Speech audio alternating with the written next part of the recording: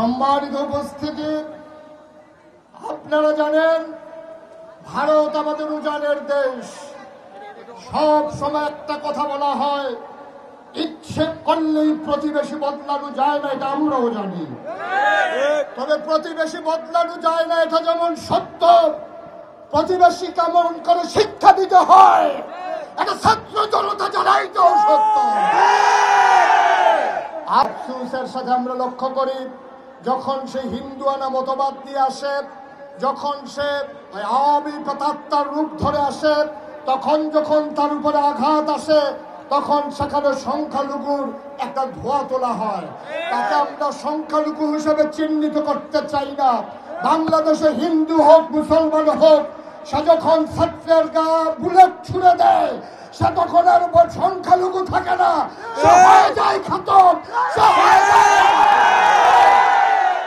বাংলাদেশে হিন্দুর জায়গা আছে, কোন ঘাতকের জায়গা নাই।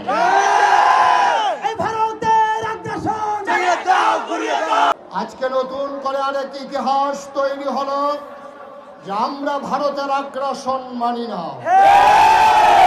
ছাত্র জনতা নতুন করে প্রমাণ করে দিল, আগ্রাসনকে ঠেকাতে গিয়ে যেমন করে আবু সাইদ বাংলার পুলিশের সামনে তার বুক চিতিয়ে দাঁড়িয়েছিল, ওই ভারতের আগ্রাসনের বিরুদ্ধে দাঁড়াতে গিয়ে যদি বিএসএফ এর সামনে বুক পাতে দিতে হয়, বাংলার জনতা বুক পাতে দিতে রাজি আছে। দিল্লি না ঢাকা, দিল্লি না ঢাকা, শেখ হাসিনার বাংলাদেশ। ভারতের মোদিবাবু যদি মনে করে যে ঢাকাতে বৃষ্টি হলে তিনি ছাতা ধরবেন আর দিল্লিতে বৃষ্টি হলে বাংলাদেশে ছাতা ধরার লোক পাবেন, ছাত্র জনতা দেখিয়ে দিয়েছে এমন করে মাথা উঁচু করে দাঁড়াতে হয়। সুতরাং মনে রাখবেন, এই বাংলাদেশ আগের বাংলাদেশ নয়, গোটা বিশ্ব আজকে দেখেছে এক নতুন বাংলাদেশ। সুতরাং নতুন বাংলাদেশের জনতা পরাভব মানে না, তারা জীবন দিতে জানে, কুরবানি দিতে জানে না।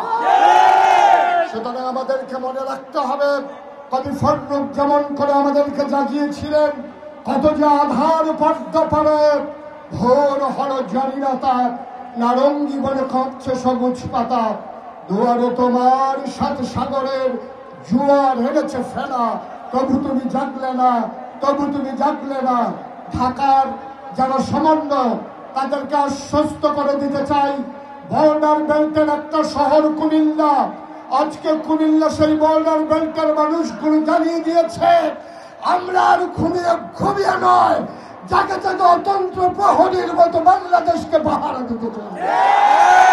আমরা বৈষম্য বিরোধী ছাত্র আন্দোলনের বিজয়ের পরে খোদ এই কুমিল্লা শহরের রাজধানীতে, এই কুমিল্লা সিটি কর্পোরেশনের আওতায় যতগুলো মন্দির ছিল, আমার মাদ্রাসার ছাত্ররা, আমার স্কুল কলেজের ছাত্ররা সেদিন মন্দিরগুলো পাহারা দিয়ে দেখিয়ে দিয়েছিল কেমন করে যারা সংখ্যালঘু, যারা এই দেশের ভিতরে বাস করে, তাদের নিরাপত্তা কেমন করে বিধান করা লাগে মুসলমান সেদিন প্রমাণ দিয়েছিল।